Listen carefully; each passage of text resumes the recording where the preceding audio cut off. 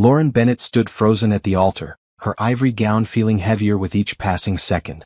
The church was silent except for the uncomfortable shuffling of 200 guests in the pews behind her.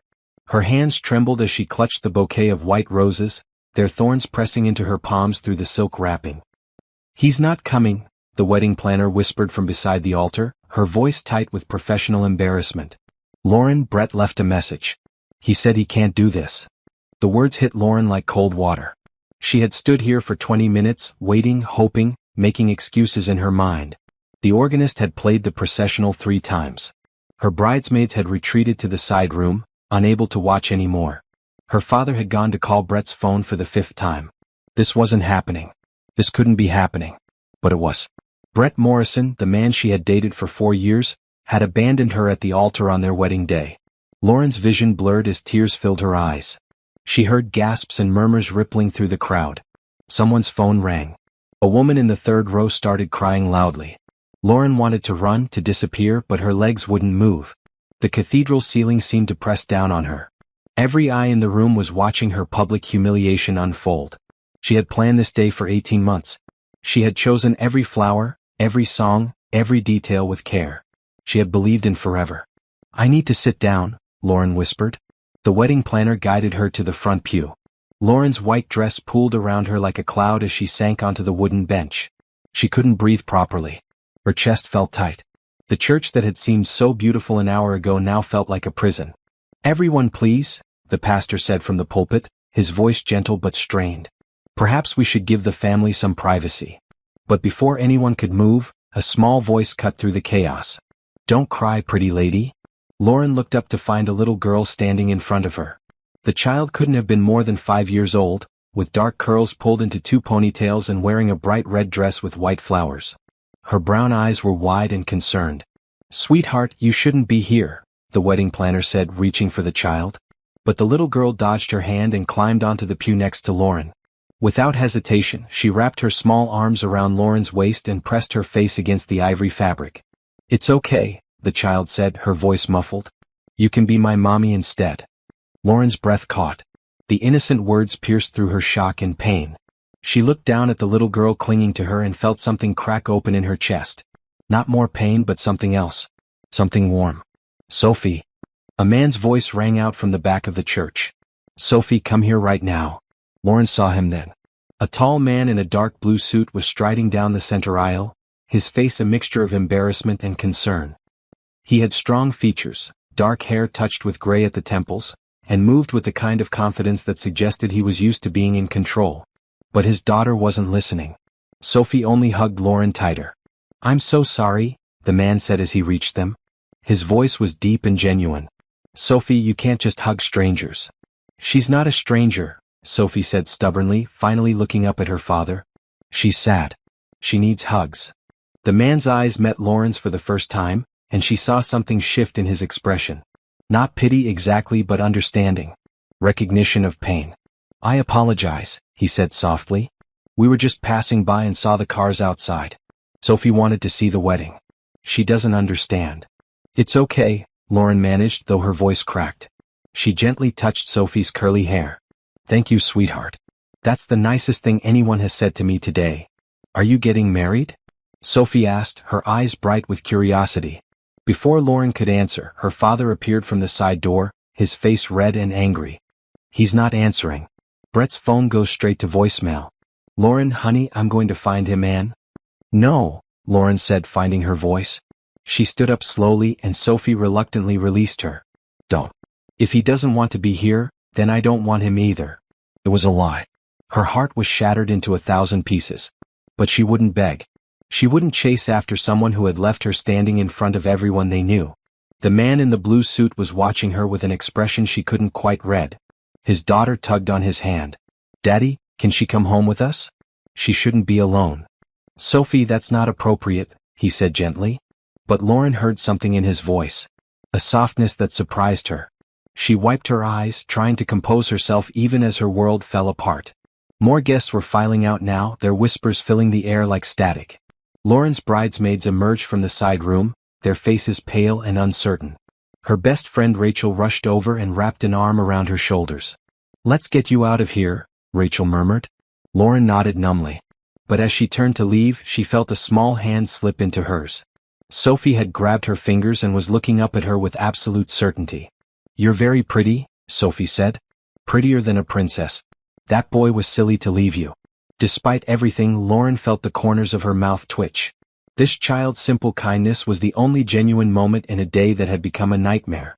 "Thank you," Lauren whispered, squeezing the small hand gently before letting go. She followed Rachel down the side aisle, away from the altar where she had stood waiting for a future that would never come.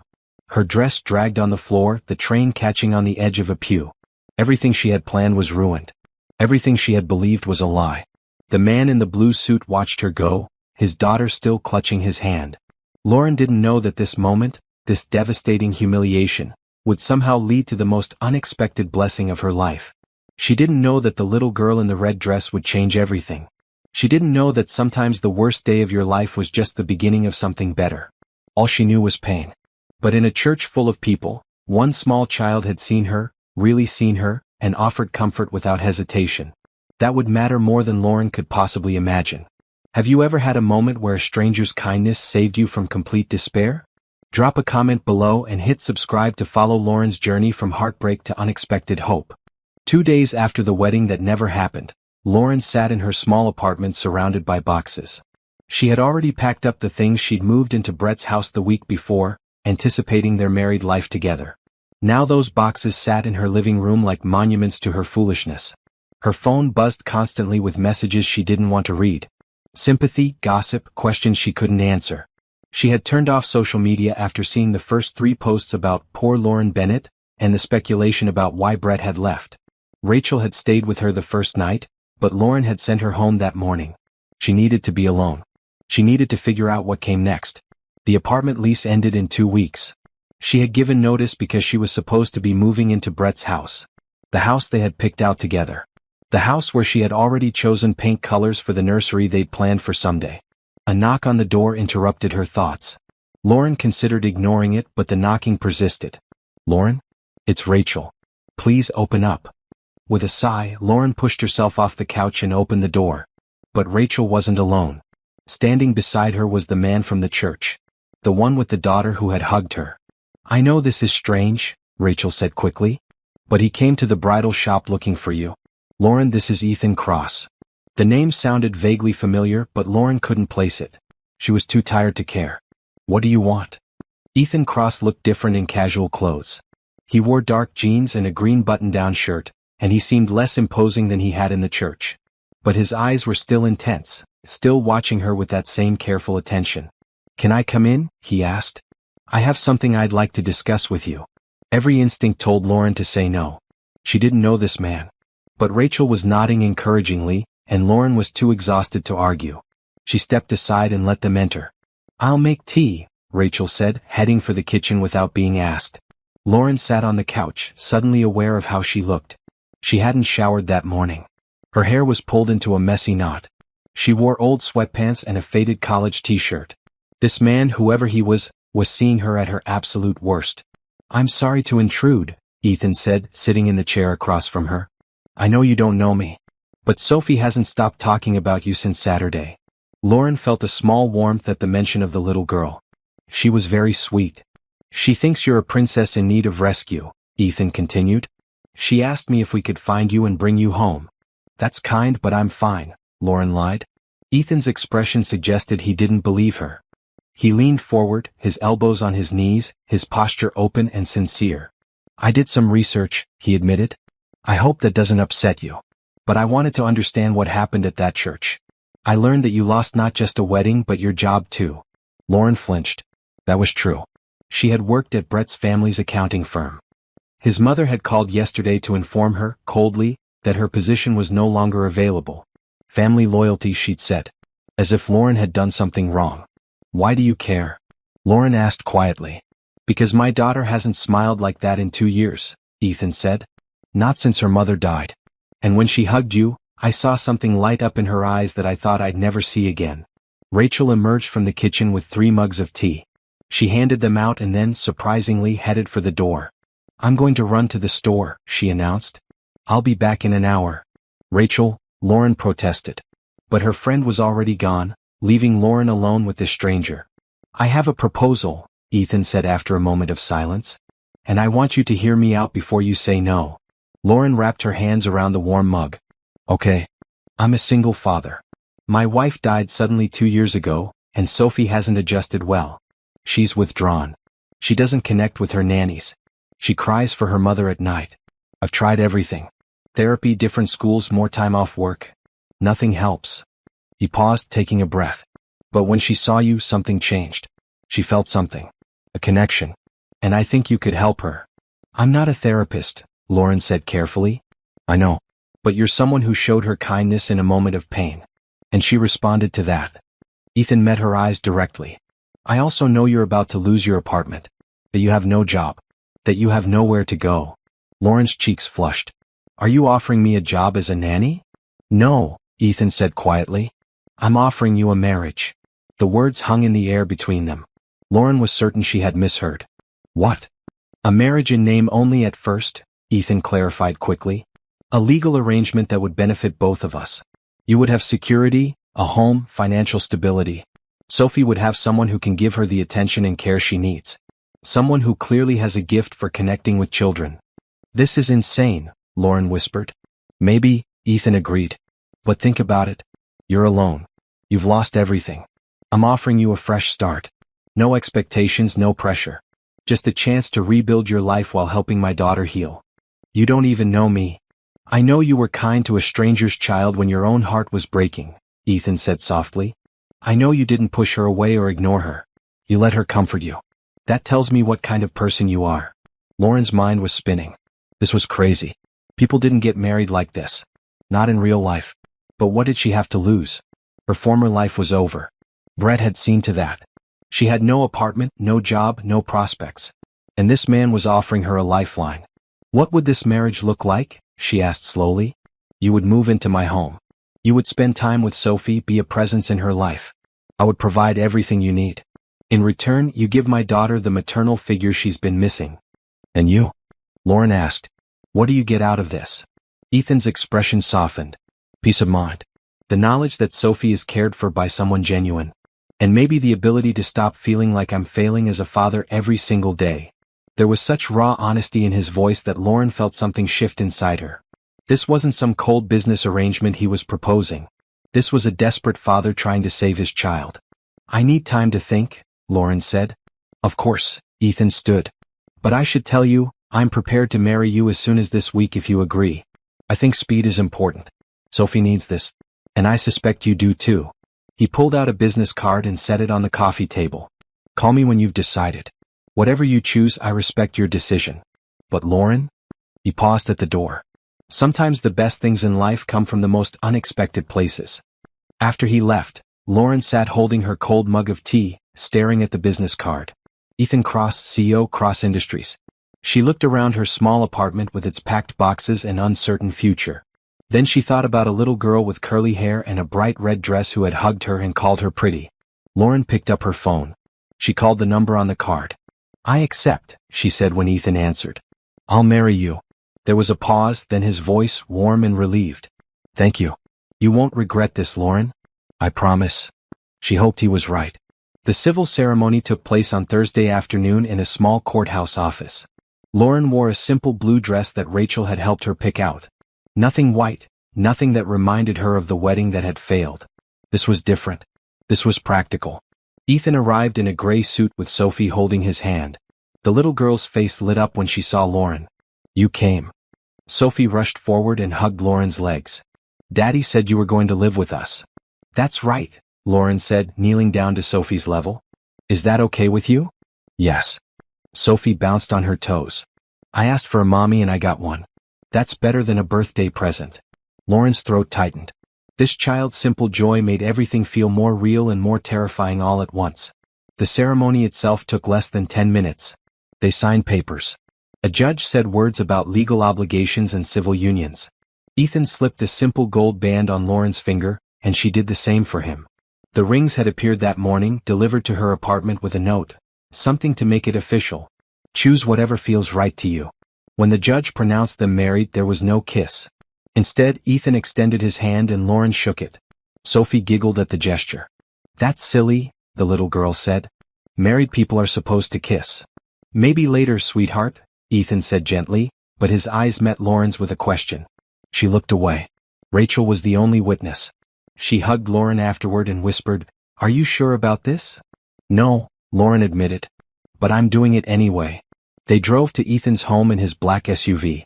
Sophie chattered the entire way, telling Lauren about her room and her toys and her favorite color, which was apparently purple but sometimes red depending on her mood. When they pulled through the gates, Lauren's breath caught. The estate was enormous. A modern stone and glass structure set on what looked like 5 acres of manicured grounds. A fountain bubbled in the circular driveway. Tall trees lined the property. "This is where you live?" Lauren asked. "This is where we live now," Ethan corrected gently. Inside was even more impressive. High ceilings, open spaces, contemporary furniture in soft grays and whites. Huge windows overlooked a pool and gardens. Everything was pristine and beautiful and utterly intimidating. A woman in her 60s appeared from a hallway. She wore a neat cardigan over a floral dress and had kind eyes that crinkled at the corners. "Mrs. Patricia Torres, this is Lauren," Ethan introduced them. "Lauren, Patricia manages the household. She's been with our family for 15 years. "Welcome," Patricia said warmly, shaking Lauren's hand. "Mr. Cross told me you'd be joining us. I've prepared the guest suite for you." "Guest suite?" Lauren repeated. "Your room," Ethan explained. "I thought you'd prefer your own space. For now." He said the last part carefully and Lauren understood. This marriage might be real on paper but they were still strangers. She felt relief wash over her. "Thank you," she said. Sophie grabbed Lauren's hand.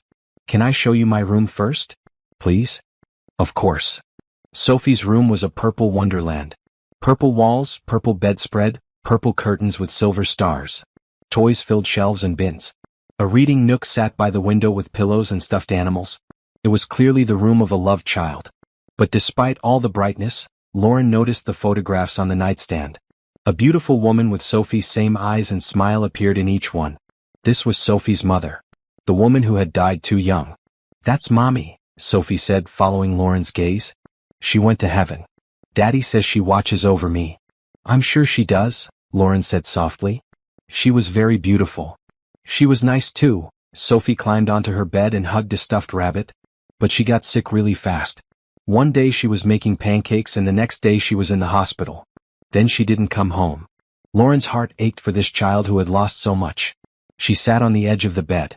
"That must have been very scary." "It was," Sophie admitted. "I cried a lot. Daddy cried too, but he tried to hide it. He thought I didn't see, but I did." The honesty in Sophie's voice was startling. This little girl had been through real grief, real trauma. And somehow she had decided that Lauren could help fill that void. "I want you to know something," Lauren said carefully. "I'm not trying to replace your mommy. Nobody could do that. But I would like to be your friend if that's okay." Sophie considered this seriously. Then she nodded. "Friends first. But maybe mommy later?" "Maybe," Lauren agreed, not wanting to make promises she couldn't keep. "Come on." Sophie jumped off the bed, her mood shifting instantly the way children's moods do. "I want to show you the whole house." The tour took an hour. Sophie showed Lauren every room, every closet, every favorite hiding spot. The house had 8 bedrooms, 6 bathrooms, a library, a home theater, a gym, and a massive kitchen that looked like something from a magazine. Lauren's guest suite was on the 2nd floor, 3 doors down from Sophie's room. It was larger than her entire former apartment. A king bed sat against one wall, dressed in soft ivory linens. French doors opened to a private balcony. The bathroom had a soaking tub and a shower with multiple heads. "Mr. Cross had your things brought over," Patricia said, appearing in the doorway. "I took the liberty of unpacking your clothes. I hope that's all right." "You didn't have to do that," Lauren protested. "It's my job, dear. And I'm happy to do it." Patricia smiled. "Dinner will be ready at 6. Mr. Cross tries to eat with Sophie every evening when he's in town." When Patricia left, Lauren sat on the edge of the bed and looked around. This was her life now. This beautiful house, this grieving child, this stranger she had married. A knock on the door interrupted her thoughts. Ethan stood in the hallway looking uncertain. "Is everything all right?" he asked. "Is the room comfortable?" "It's beautiful," Lauren said honestly. "Everything is beautiful." "Good." He shifted his weight. "I wanted to talk to you about expectations. I know this arrangement is unusual. That's an understatement. He smiled slightly. Fair enough. But I want you to feel comfortable here. This is your home now. You can come and go as you please. You have access to everything. Credit cards are in the drawer of the desk. Cars in the garage. Whatever you need. Ethan, Lauren stopped him. Why are you really doing this? The truth. He was quiet for a moment, looking past her toward the window. Because I'm drowning, he said finally. I run a company with 3,000 employees. I make decisions that affect people's lives every day. But I can't help my own daughter. I can't bring her mother back. I can't make her smile. And when I saw you with her in that church, I saw hope for the first time in 2 years. The rawness in his voice made Lauren's chest tighten. I can't fix everything, she warned. I'm not a miracle worker. I'm not asking you to be, Ethan met her eyes. I'm just asking you to be here. To care. To try. Lauren nodded slowly. I can do that. Thank you. He turned to leave, then paused. Lauren? I know you're here because you needed somewhere to go. But I hope that over time, this becomes more than just a refuge. I hope it becomes a home. After he left, Lauren stood on the balcony and looked out over the grounds. The sun was setting, painting the sky in shades of pink and orange. Somewhere in the house, she could hear Sophie singing. This wasn't the life she had planned. But maybe, just maybe, it could be something good. 3 weeks into her new life, Lauren established a routine. She woke early and made breakfast for Sophie, something Patricia had gratefully relinquished. They ate together at the kitchen island, Sophie chattering about her dreams while Lauren listened and asked questions.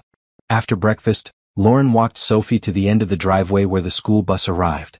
She waved until the bus disappeared around the corner, then returned to the quiet house. Patricia taught her the household systems. Which grocery store delivered the items Sophie liked. How to work the complicated coffee maker that Ethan used every morning. Where the spare linens were kept. Lauren absorbed it all, wanting to be useful, wanting to prove she belonged here. Ethan left early for work and returned late most evenings. When he was home, he was present. He asked Sophie about school, helped with homework, read bedtime stories. But Lauren noticed the tension in his shoulders, the way he checked his phone constantly, the tiredness in his eyes. One Thursday evening, Lauren was in the kitchen preparing Sophie's favorite dinner, homemade chicken fingers and sweet potato fries, when Ethan came home earlier than usual. He looked surprised to find her cooking. Patricia usually handles dinner, he said. I asked if I could cook tonight, Lauren explained, flipping a chicken piece in the pan. Sophie requested this meal specifically. She did. Ethan set down his briefcase and loosened his tie. She told you that? We talk, Lauren said simply. She tells me things. Something flickered across Ethan's face. Not jealousy exactly, but something close to it. He poured himself a glass of water from the refrigerator and leaned against the counter. What else does she tell you? That she's worried about you, Lauren said honestly. She thinks you work too much. She wants you to come to her school play next month. I have a board meeting that day, Ethan said automatically. Then move it. Lauren turned to face him fully. Ethan, I'm here to help with Sophie. But you need to be here too. Not just physically. Actually here. His jaw tightened. You've been here 3 weeks. You don't know what it's like to run a company. You're right, I don't, Lauren agreed. But I know what it's like to feel invisible. And Sophie is starting to feel that way with you. The words hung between them. Ethan's expression shifted from defensive to pained. I'm trying, he said quietly. Every day I'm trying to balance everything.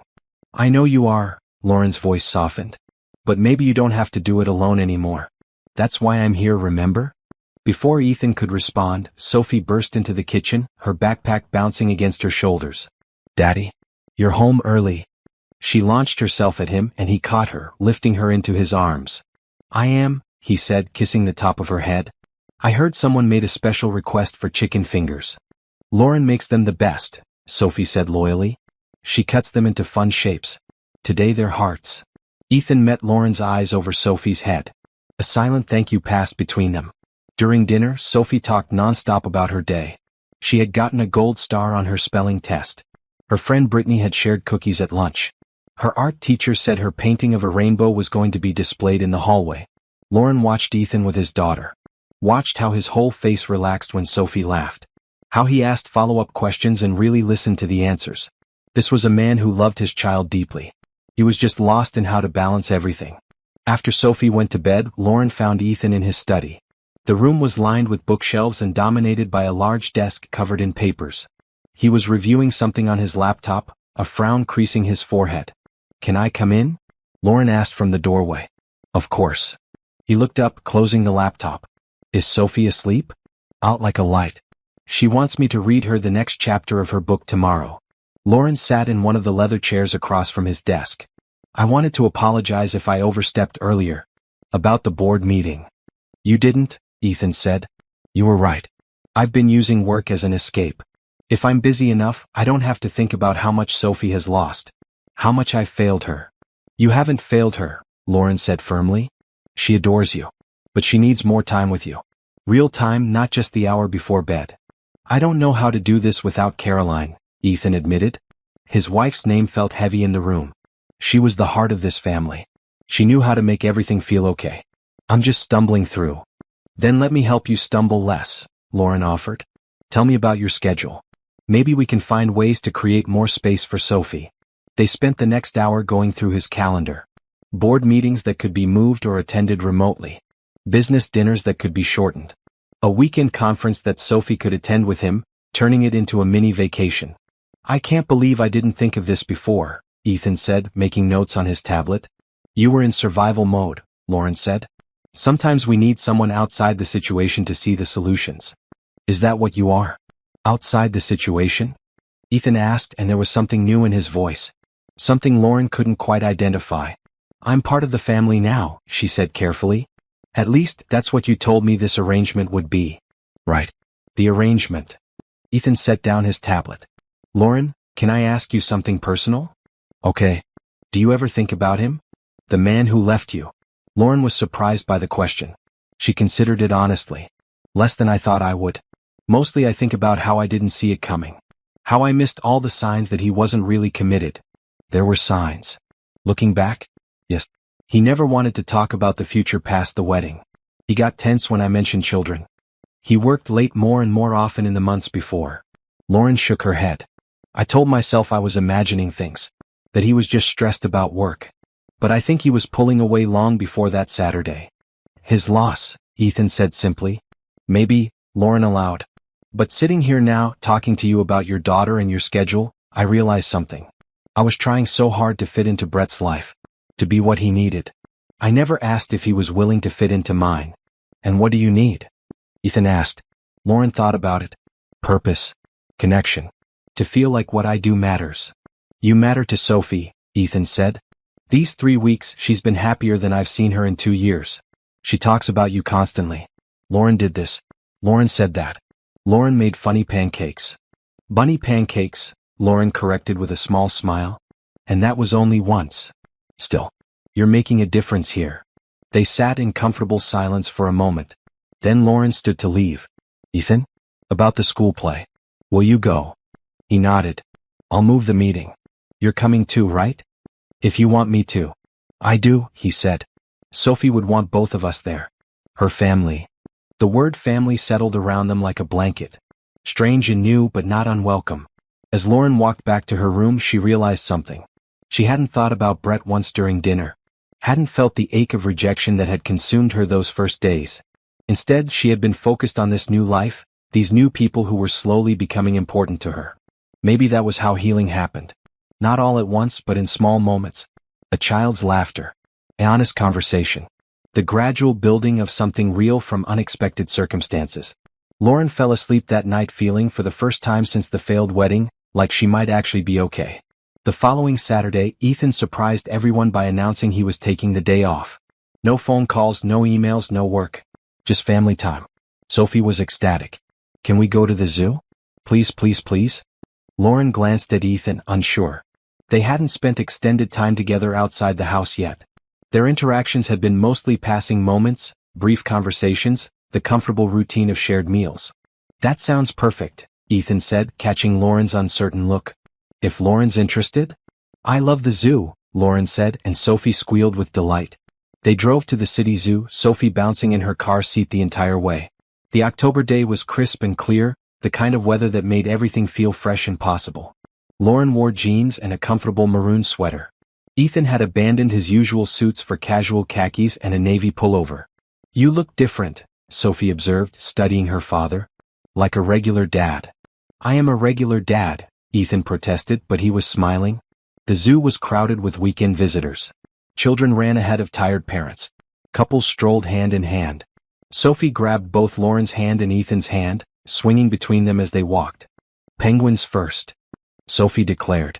Then the big cats. Then the monkey house. I have a plan. She's very organized, Ethan said to Lauren over Sophie's head. Gets that from her mother. It was the first time he had mentioned Caroline naturally, without pain tightening his voice. Lauren saw it as progress. At the penguin exhibit, Sophie pressed against the glass, watching the birds dive and swim. They mate for life, she announced. That's what the sign says. They find one partner and stay together forever. That's romantic, Lauren said. Daddy, did you and Mommy mate for life? Sophie asked innocently. Ethan crouched beside his daughter. We did. Your mom was my best friend and my partner. When she died, I thought that was the end of that kind of love for me. But then you married Lauren, Sophie said matter-of-factly. So maybe there are different kinds of forever. The word struck Lauren with unexpected force. This child, with her simple wisdom, had just articulated something profound. Different kinds of forever. Different ways to build a life. They moved through the zoo, stopping at each exhibit. Ethan bought cotton candy and Sophie got more of it on her face than in her mouth. At the petting zoo, Lauren helped Sophie feed goats, laughing when one tried to eat Sophie's shoelace. Watch out, Ethan called, pulling out his phone to take a picture. That goat has very expensive taste in shoelaces. Lauren caught him taking more photos throughout the day. Sophie by the elephant statue. Sophie and Lauren at the bird sanctuary. All three of them reflected in the aquarium glass, Sophie in the middle pointing at a turtle. During lunch at the zoo cafe, Sophie fell asleep at the table, her head resting on her folded arms. The excitement had worn her out. She never naps anymore, Ethan said softly, brushing a curl from her face. She must really be exhausted. Happy exhaustion, Lauren observed. There's a difference. They sat in companionable silence, watching Sophie sleep. Around them, the cafe buzzed with activity, but they existed in their own quiet bubble. Can I ask you something? Ethan said eventually. And you can tell me if it's too personal. Okay. Do you regret it? Marrying me instead of waiting to see what else life might bring? Lauren considered the question carefully. A month ago I would have said I was just surviving, taking the only option available. But now, no, I don't regret it. No. Sophie needed someone who could be fully present. And I needed a purpose, a place to heal. We're helping each other. That's not something to regret. What about the other stuff? Ethan asked. The things that usually come with marriage. Companionship, partnership, affection. Lauren felt her cheeks warm. They hadn't discussed the physical side of their arrangement since that first day. They lived in the same house, shared meals, co-parented Sophie, but maintained a careful distance from anything more intimate. I'm okay with how things are, she said. This feels right. For now. The for now hung between them, full of possibility and uncertainty. Sophie stirred, blinking sleepily. Did I fall asleep? Just for a little bit, Ethan said. Ready to see the rest of the animals? They spent 2 more hours at the zoo. By the time they returned home, all 3 of them were tired in the best way. Sophie went straight to her room to play with the stuffed penguin Ethan had bought her at the gift shop. Lauren started toward her own room, but Ethan stopped her. Thank you, he said. For today. For making it easy. You made it easy too, Lauren replied. You were really present. Sophie noticed. I've been thinking about what you said. About being here, really here. You're right. Work will always be there. But Sophie is only young once. I can't get these years back. That's a good realization. Lauren, Ethan said her name softly. I want you to know something. This arrangement might have started as a practical solution, but you've become important to us. To me. Not just as someone who helps with Sophie. As a person. Lauren's heart skipped. Ethan.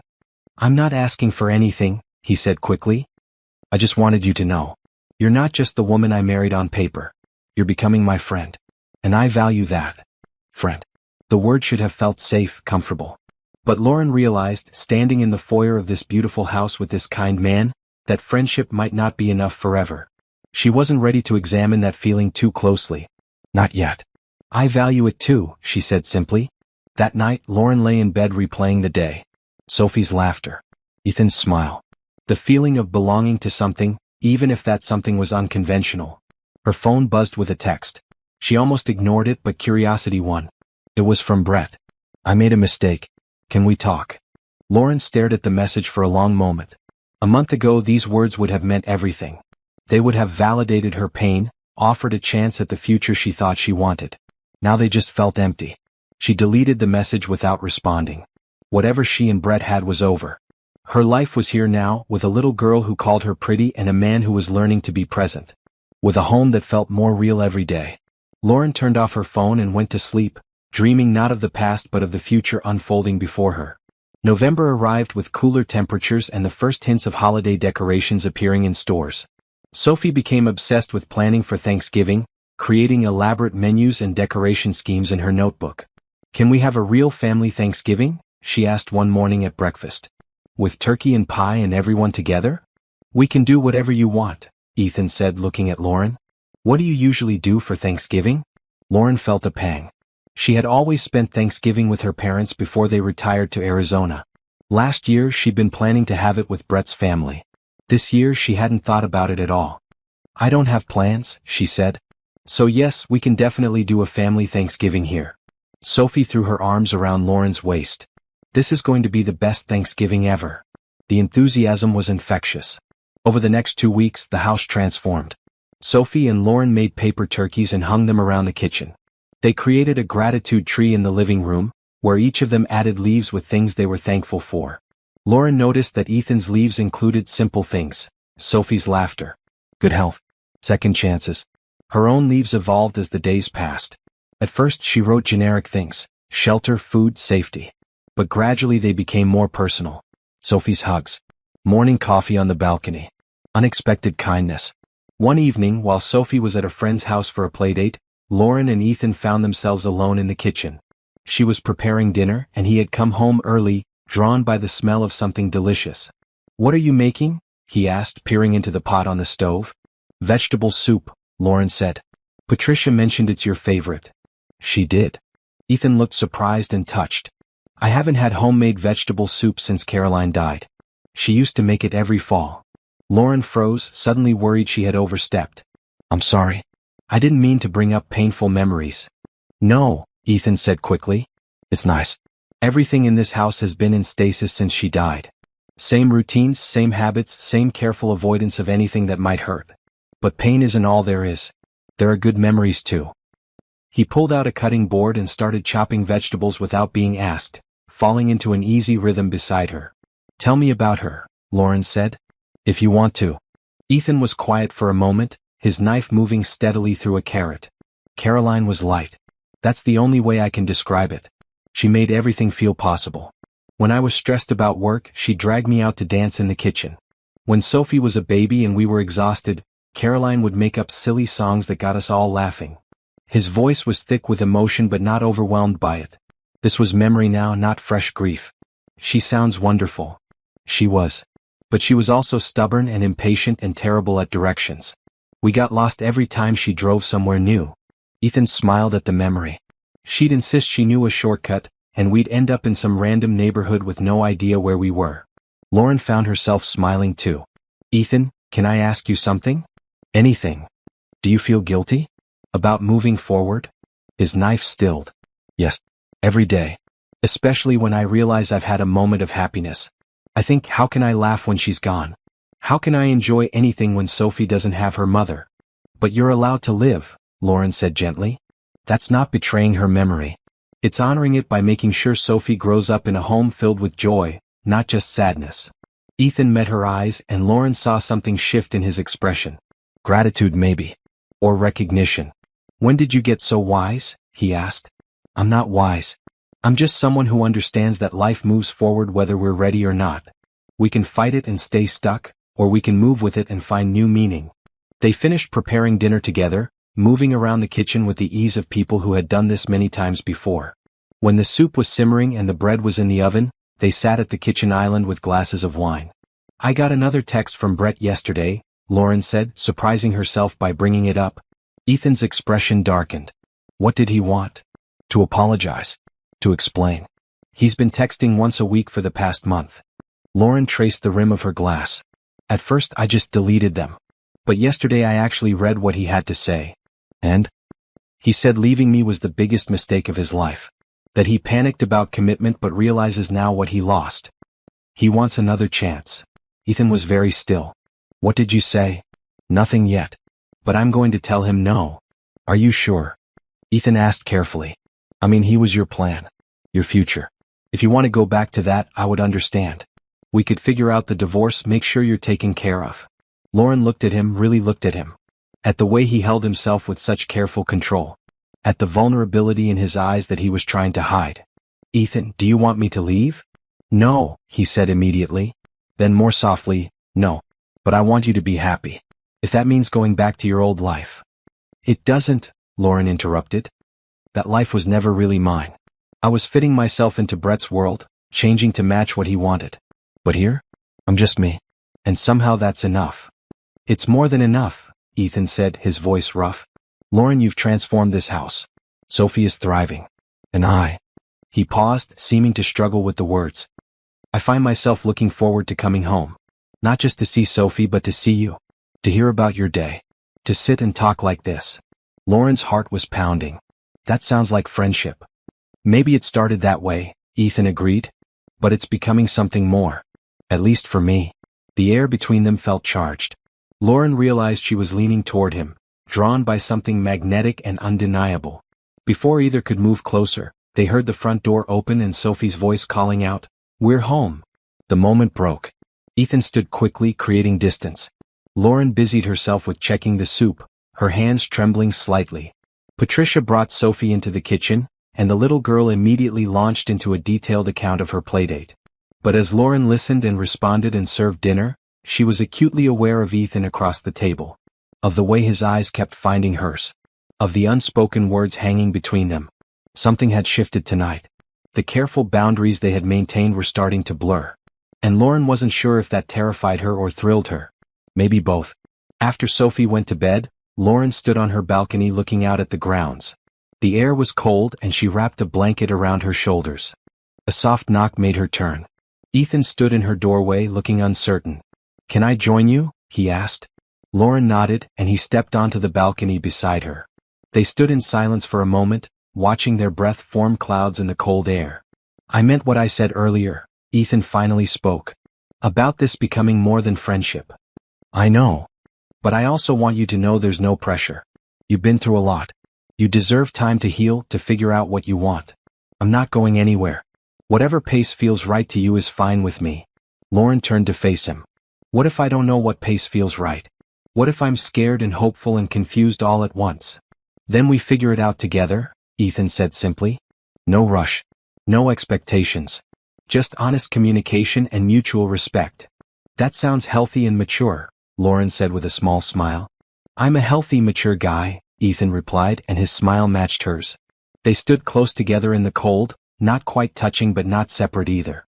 And for the first time since her failed wedding, Lauren felt the stirring of something new. Not just healing. Not just friendship. Something deeper. Something real. Something worth nurturing carefully as it grew. Thanksgiving morning arrived bright and cold. The house smelled like cinnamon and roasted turkey. Sophie had been awake since dawn, helping Lauren prepare dishes while Ethan set the table with Caroline's good china, which had been stored away for 2 years. "Mom would be happy we're using these," he'd said, running his fingers over the delicate plates. "She always said nice things should be enjoyed, not hidden away." Lauren had touched his arm gently, and he'd covered her hand with his own, a gesture that had become natural between them lately. They were putting the finishing touches on the table when the doorbell rang. Lauren assumed it was Patricia arriving with the pies she'd offered to make. But when Ethan opened the door, Brett Morrison stood on the doorstep holding a bouquet of roses. Lauren, emerging from the kitchen with Sophie, stopped dead. The flowers in the vase she'd been carrying nearly slipped from her hands. "Brett," she said, her voice flat. "What are you doing here?" Brett looked different. Thinner, tired around the eyes. He wore an expensive coat and held himself with the confidence of someone who expected to be welcomed. "Lauren, please. Just give me 5 minutes. That's all I'm asking." Ethan moved subtly, positioning himself between Brett and the interior of the house. "I think you should leave." "Who are you?" Brett asked, then his eyes caught the wedding ring on Ethan's hand, the matching one on Lauren's. Understanding dawned on his face. "You got married? To him?" "Yes," Lauren said, finding her voice. She set down the vase and moved to stand beside Ethan. This is Ethan Cross. My husband. Lauren, you can't be serious. Brett laughed, but it sounded forced. Come on. This is crazy. You married some random guy 2 months after our wedding? Our wedding that never happened because you abandoned me at the altar, Lauren said sharply. Sophie tugged on Lauren's hand. Who is that man? Why is he being mean? Go to your room, sweetie, Ethan said gently. We'll call you down when dinner's ready. Sophie looked between the adults uncertainly but obeyed. Once she was gone, Ethan's expression hardened. You need to leave. Now. I'm not talking to you, Brett said. Lauren, please. I made a terrible mistake. I've been trying to reach you for weeks. I miss you. I love you. Those words, which once would have meant everything, now fell flat. Lauren studied the man she'd once planned to marry and felt nothing but mild disinterest. You don't love me, Brett. You love the idea of me. The version I became to fit into your life. That's not true. It is, Lauren said firmly. I spent 4 years making myself smaller to match your expectations. I changed my job, my friends, my habits. All for someone who couldn't even show up to marry me. I panicked, Brett said desperately. Cold feet. It happens. But I've realized what I lost. Please, Lauren. We can start over. I'll make it right. I don't want you to make it right, Lauren said. I've moved on. I have a life here. A family. People who value me for who I am, not who they want me to be. A family? Brett's voice dripped with skepticism. You've known this guy for 2 months. That's not a family, Lauren. That's desperation. Ethan took a step forward, his presence commanding. You should watch what you say about my wife. There was steel in his voice and Brett faltered. But he rallied, turning back to Lauren. Just answer one question honestly. Do you love him? The question hung in the air. Lauren felt Ethan tense beside her. They had never said those words to each other, had never defined what was growing between them. But standing here, facing the man who had broken her heart, Lauren realized she knew the answer. Yes, she said clearly. I do. She felt Ethan's sharp intake of breath beside her. But she kept her eyes on Brett. What we have is real. It might have started unusually, but it's grown into something I value more than the fantasy I had with you. So please leave us alone. Stop texting. Stop showing up. Let me live my life. Brett's face flushed red. You're making a mistake. He's just a rebound. When you come to your senses, don't expect me to be waiting. I won't, Lauren said simply. After a long moment, Brett turned and walked back to his car. They watched him drive away, the roses still clutched in his hand. When the car disappeared, Lauren felt Ethan's hand on her shoulder. Did you mean it? He asked quietly. What you said about loving me? Lauren turned to face him. I think I did. I know we haven't talked about feelings or where this is going. But Brett was right about one thing. This stopped being just an arrangement for me weeks ago. Ethan's expression was unreadable. Lauren, I need to tell you something. And I need you to know I'm not saying it because of what you just said. I've been feeling this way, I just didn't know how to bring it up. Okay. I'm falling in love with you, Ethan said. Maybe I have been since that day in the church when you showed kindness to my daughter despite your own pain. You're patient and warm and genuine. You've brought light back into our lives. Into my life. Lauren felt tears prick her eyes. Ethan. I know this is fast. I know we're still getting to know each other. But I wanted you to know. What we have isn't obligation anymore. It's choice. Every day I choose this. I choose you. Lauren reached up and touched his face gently. I choose this too. I choose you. They stood in the open doorway, the cold air swirling around them, and smiled at each other with the giddiness of people discovering something precious. Can we eat now? Sophie's voice called from the stairs. I'm really hungry. They broke apart laughing. Ethan closed the door, shutting out the past and all its complications. Come on down, sweetheart, Lauren called. Everything's ready. During dinner, Sophie chattered happily about the food and the decorations and her plans for Christmas, which was still a month away. But between serving dishes and passing rolls, Lauren and Ethan kept catching each other's eyes. Something fundamental had changed today. They had gone from an arrangement built on mutual need to a relationship built on genuine feeling. After dinner, while Sophie played with her new art set in the living room, Lauren and Ethan cleaned up together. The kitchen was warm and steamy from the dishwashing, their hands occasionally brushing as they worked. So, Ethan said casually, I love you. Lauren laughed. So I love you too. This is good timing, he continued, drying a plate. I was planning to court you properly first. Take you on dates. Romance you gradually. We're already married, Lauren pointed out. I think we did things backward. True. But maybe we can still have the dating part. The getting to know each other better part. I'd like that. Ethan set down the dish towel and pulled Lauren into his arms. She went willingly, resting her head against his chest. His heart beat steady beneath her ear. Thank you, he murmured into her hair. For choosing us. For staying. For being brave enough to let this become real. Thank you for asking me in the first place, Lauren replied. For seeing me when I felt invisible. For giving me a reason to heal. They stood holding each other in the warm kitchen, while in the next room Sophie sang to herself, and outside the November wind blew cold. But inside this house, everything was warm and right and full of possibility. The past had come knocking today and they had closed the door on it together. Now they could focus on building the future. December arrived with the first snowfall. Sophie pressed her nose against the window, watching the flakes drift down like magic. Can we build a snowman? She asked for the third time that morning. After breakfast, Lauren promised, flipping pancakes. And after you finish your homework. But it's Saturday, Sophie protested.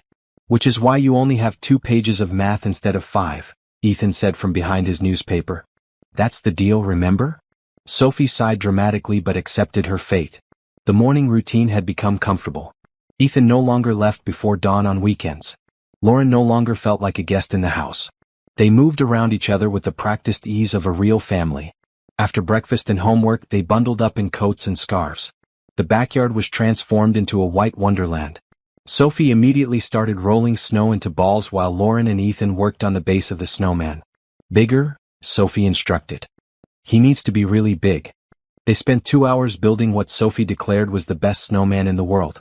They gave him a carrot nose, button eyes, and one of Ethan's old scarves. Sophie insisted on making a snow family, so they built a smaller snowman beside the first. That's the mommy, Sophie said. And now we need a baby. Lauren and Ethan exchanged glances. Sophie's casual assumption of family roles wasn't accidental. She had started referring to Lauren as Mom, occasionally, always watching to see if it was okay. A baby snowman it is, Lauren said, helping Sophie roll a small snowball. They were putting the finishing touches on the snow family when Sophie suddenly said, Are you going to have a real baby? Lauren nearly dropped the stick she was holding. Ethan coughed. What? He managed. A baby, Sophie repeated patiently. Like a brother or sister for me. That's what families do, right? Sometimes, Lauren said carefully. But not all families are the same. Some have lots of kids, some have one, some have none. But do you want one? Sophie pressed, looking between them with innocent curiosity. Sophie, that's a very personal question, Ethan said gently. But I want to know, Sophie said. Because if you're going to have a baby, I need time to prepare. I'll need to teach them stuff. Despite the awkwardness, Lauren found herself smiling. Sophie's practical approach to everything was endearing. If we ever decide to have a baby, you'll be the first to know, Lauren promised. So you'll have plenty of time to prepare. Satisfied, Sophie returned to decorating the snow family with pine cones and leaves. Later, after Sophie was inside warming up with hot chocolate, Lauren and Ethan stood together on the back porch. Sorry about that, Ethan said. She's at that age where she notices everything and asks everything. It's okay, Lauren said. It's actually a fair question. We haven't really talked about the future. About what we want this to become long-term. What do you want? Ethan asked. Lauren thought carefully before answering. 2 months ago, I would have said I just wanted to survive. To get through each day. But now, I want more. I want a real marriage. A real partnership. The whole thing. Including kids? Maybe, Lauren said honestly. Someday. When we're ready. If we're ready. But there's no rush. I'm happy with what we have now. Ethan pulled her close, wrapping his arms around her from behind. They stood watching Sophie through the window as she danced around the kitchen with Patricia, showing off her snow-covered mittens. I want that too, Ethan said into Lauren's ear. The real thing. Not the arrangement we started with, but the marriage we're building. With all the normal things. Fights about whose turn it is to do dishes. Disagreements about vacation plans. Maybe kids someday.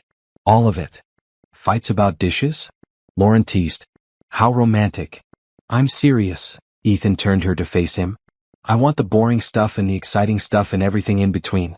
I want to build a life with you, Lauren. For real. We're already married, Lauren pointed out. Legally, we've been married for 3 months. True. But that was a business arrangement. I'm talking about a real commitment. A vow renewal maybe. Something where we choose each other in front of everyone, not just on paper in an empty courthouse. Lauren's heart swelled. You want to marry me again? I want us to marry each other for the right reasons this time, Ethan corrected. Not because you needed a place to go and I needed help with Sophie. But because we love each other and want to spend our lives together. When? Whenever you want, Ethan said. Next month. Next year. I just want you to know that's where my heart is. You're not temporary. You're not a solution to a problem. You're the person I want beside me for everything that comes next. Lauren kissed him then, standing on the cold porch with snow melting on their coats.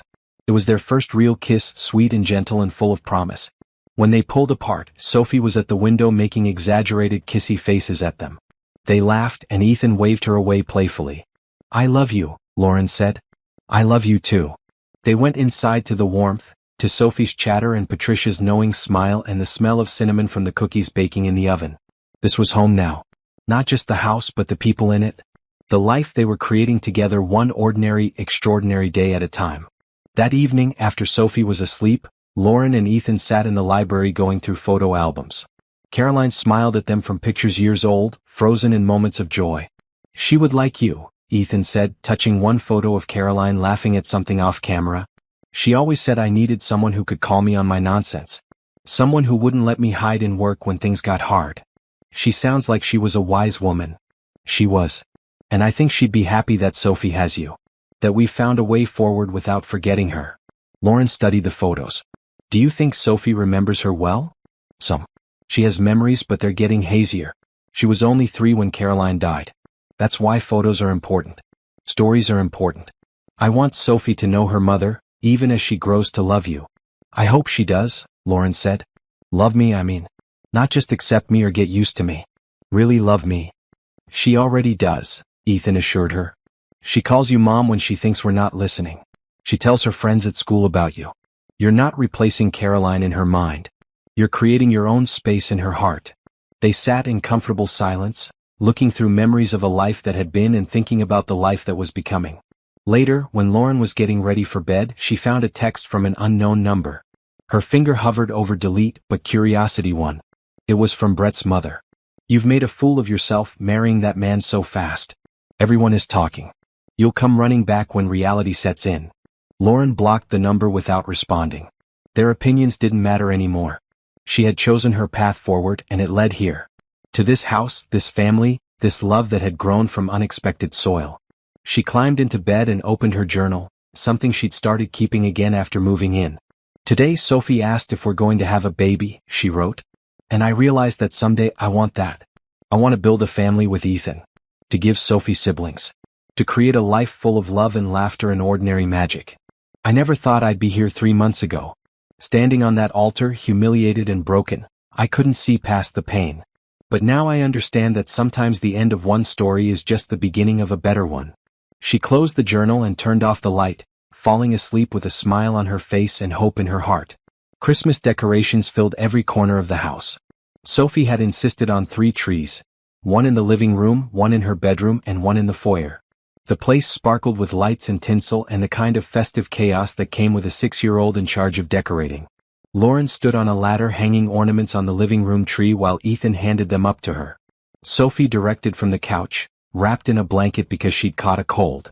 The angel needs to be higher, Sophie instructed, her voice stuffed up. And more to the left. Your daughter is very particular, Lauren said to Ethan, adjusting the angel for the 3rd time. Gets that from you? Ethan teased. I've only been here 3 months. You can't blame me for that. Watch me. They bantered back and forth while Sophie giggled from her blanket nest. The scene felt so normal, so right, that Lauren had to remind herself this wasn't how they'd started. Later, after Sophie dozed off on the couch, Lauren and Ethan sat beside the tree with mugs of coffee. The lights twinkled in the early evening darkness. I've been thinking about the vow renewal, Ethan said. And I want to talk to you about timing. Okay. What about Valentine's Day? It's a few months away, which gives us time to plan properly. But not so far that we're waiting forever. Lauren considered it. That's about 5 months from our first wedding. People might think it's strange. Let them think whatever they want, Ethan said. This isn't about them. It's about us making a public commitment based on love, not convenience. Valentine's Day, Lauren said, testing the words. A real wedding with flowers and guests and vows we write ourselves. Exactly. And this time, no chance of a runaway groom. Lauren laughed. You better not. I'm not sure my heart could take that twice. Never, Ethan promised. You're stuck with me now. Sophie stirred on the couch, blinking sleepily. She looked at her parents sitting together by the tree and smiled. Daddy, she said, her voice rough. You should tell Lauren you love her. I tell her that every day, sweetheart. But really tell her, Sophie insisted. Like in the movies? With the words and everything. Ethan looked at Lauren and something passed between them. An understanding. A shared amusement at being coached in romance by a 6-year-old. Sophie's right, Ethan said, turning to face Lauren fully. I haven't done this properly. I've said I love you, but I haven't told you why. Ethan, you don't have to. I want to, he interrupted gently. He took her hands in his. Lauren, I love you because you're kind without being weak. Because you walked into a broken family and helped put us back together, piece by piece. Because you make Sophie laugh and you challenge me to be better and you've turned this house into a home again. Lauren felt tears prick her eyes. I love you because you're brave, Ethan continued. You could have stayed in that hurt after Brett left you. You could have closed yourself off. But instead you took a risk on us. You opened your heart even when it was still healing. Daddy's really good at this, Sophie observed. Shoo, Lauren said, but she was smiling through her tears. I love you because when I look at you I see my future. Ethan finished. Not the future I planned once, but something better. Something real and solid and full of possibility. You're my partner, my friend, and the love of my life. And I promise to spend every day proving that you made the right choice when you said yes to marrying me. That was beautiful, Sophie sighed from the couch. Lauren wiped her eyes. It was pretty good. Just pretty good? Ethan mock protested. Okay, it was perfect. Lauren leaned forward and kissed him softly. And I love you for about 1,000 reasons too. But mostly because you saw me when I felt invisible.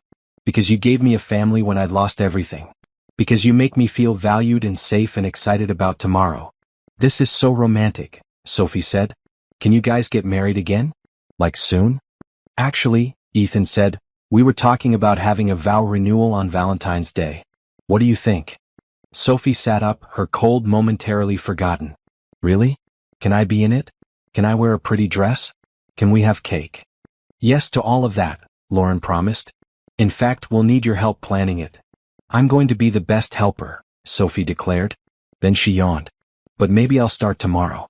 I'm really tired. Ethan scooped her up, blanket and all. Let's get you to bed, kiddo.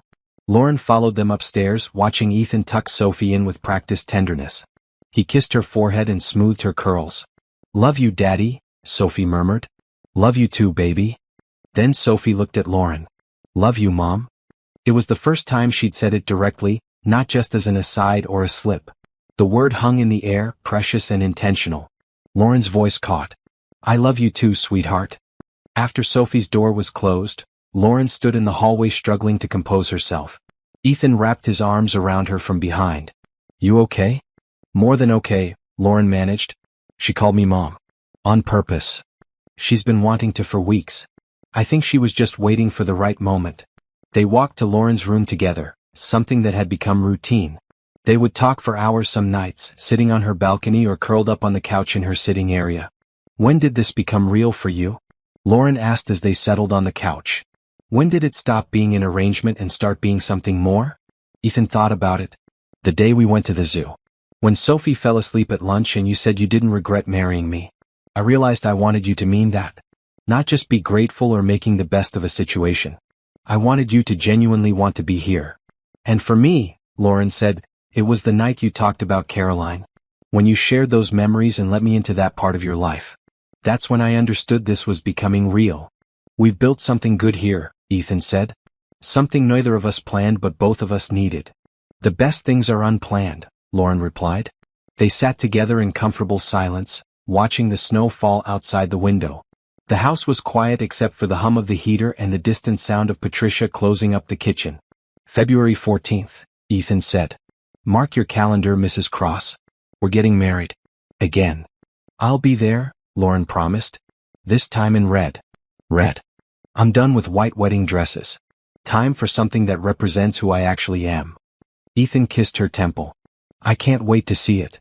Later, alone in her room, Lauren lay in bed thinking about the journey from that awful day in the church to this moment. 5 months ago, she had been standing at an altar, abandoned and heartbroken.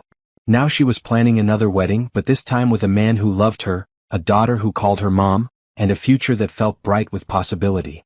She thought about Brett sometimes, but only in abstract terms. He was part of her past, a chapter that had closed. What she had now was so much better than what she'd lost. Her phone buzzed with a text from Rachel. Dinner next week? I want to hear all about the vow renewal. Lauren typed back, absolutely. And Rachel? Thank you for bringing Ethan to my apartment that day. For pushing me to take a chance. The response was immediate. Best decision you ever made. You're glowing, Lauren. Actually glowing. Whatever you're doing, keep doing it. Lauren smiled and set down her phone. She was glowing because she was happy. Genuinely, deeply, surprisingly happy. The life she had now wasn't the one she'd planned. But it was better than anything she could have imagined. And in February she would stand up in front of everyone and choose it. Choose this family, this love, this unexpected blessing that had grown from the ashes of her worst day. She couldn't wait. Valentine's Day dawned clear and cold. Lauren woke early, her heart racing with excited nerves. Today wasn't just any wedding. It was a celebration of everything they'd built together over the past 5 months. Sophie bounded into her room at 7 a.m., already wearing her flower girl dress. It was deep purple with sparkles and she twirled to show it off. Look, I'm so fancy. You're beautiful, Lauren said, pulling her daughter into a hug. The possessive her daughter came naturally now. Sophie was hers in every way that mattered. Are you nervous? Sophie asked, climbing onto the bed. A little. Good nervous though. Daddy's really nervous, Sophie confided. He burned his toast this morning. Twice. Lauren laughed, imagining Ethan fumbling around the kitchen. They'd spent last night apart, following the tradition of not seeing each other before the wedding. It had felt silly given they'd been married for 5 months already, but also sweet. Rachel arrived at 9 with a team of stylists. She hugged Lauren tightly. Ready for wedding number 2? So ready. Lauren's dress was stunning. Red silk that draped elegantly with a fitted bodice and flowing skirt. Nothing like the ivory gown she'd worn before. This dress was bold and confident, representing exactly who she'd become. The ceremony was being held in the conservatory on the estate. Ethan had transformed the glass-walled room into a winter garden. White flowers, soft lighting, and heated floors to keep everyone comfortable despite the cold outside. By 1 p.m., guests were arriving. Patricia and her family. People from Ethan's company. Rachel and a few of Lauren's former colleagues who had stayed in touch. Sophie's teacher and some friends from school. About 50 people total, each one genuinely happy for the couple. Lauren stood in the library waiting for her cue. Her father had flown in from Arizona to walk her down the aisle again, and he stood beside her looking proud. This is the right one, he said. I can tell. How? Because you're not trying to be someone else. You're just you. And he loves that version. Music began playing. Sophie went first, scattering rose petals and beaming at everyone. Then Rachel as the maid of honor. Then it was Lauren's turn. She walked into the conservatory and found Ethan waiting at the front, looking impossibly handsome in a dark suit with a red tie that matched her dress. But it was his expression that made her breath catch. He looked at her like she was the only person in the world. Lauren walked down the aisle slowly, taking in the moment. The flowers. The friends. The love evident in every detail. This time she wasn't walking toward duty or obligation. She was walking toward partnership and joy. When she reached Ethan, he took her hands and whispered, You're stunning. You're not so bad yourself. The officiant smiled at them. We're gathered here today to celebrate the renewal of vows between Ethan and Lauren. What makes today special is that when they first married, they barely knew each other. They married out of necessity and hope. But over these past months, they've built something real. Something lasting. Today they choose each other again not because they have to, but because they want to. Ethan went first with his vows. Lauren, 5 months ago I asked you to marry me because I thought you could help my daughter. I didn't expect you to help me too. You've made me laugh again. You've reminded me how to be present. You've shown me that moving forward doesn't mean forgetting the past, it means honoring it while building something new. I choose you today and every day. You're my partner, my love, and my best friend. Lauren's voice shook slightly as she began her vows. Ethan, when you found me at my lowest point, you saw potential instead of brokenness. You gave me a home, but more importantly, you gave me a family. You've been patient while I healed. You've been kind even when I was scared. And you've loved me in a way that makes me want to be better. I choose you today and always. Thank you for taking a chance on us." They exchanged new rings, matching bands engraved with today's date. The officiant pronounced them husband and wife, again and always, and Ethan kissed Lauren to applause and cheers. Sophie rushed up to hug them both. "We're a real family now." "We were always a real family," Lauren said, lifting Sophie into her arms. "But yes, now it's official." The reception filled the main house. Dinner was served in the dining room with toasts from Rachel and from Ethan's business partner, Michael, who had become a friend to them both. "I've known Ethan for 15 years, Michael said. "And I've never seen him as happy as he's been these past few months. Lauren, you've brought light back into his life." "To Ethan and Lauren." Sophie insisted on making a toast too. Standing on her chair, she raised her juice cup.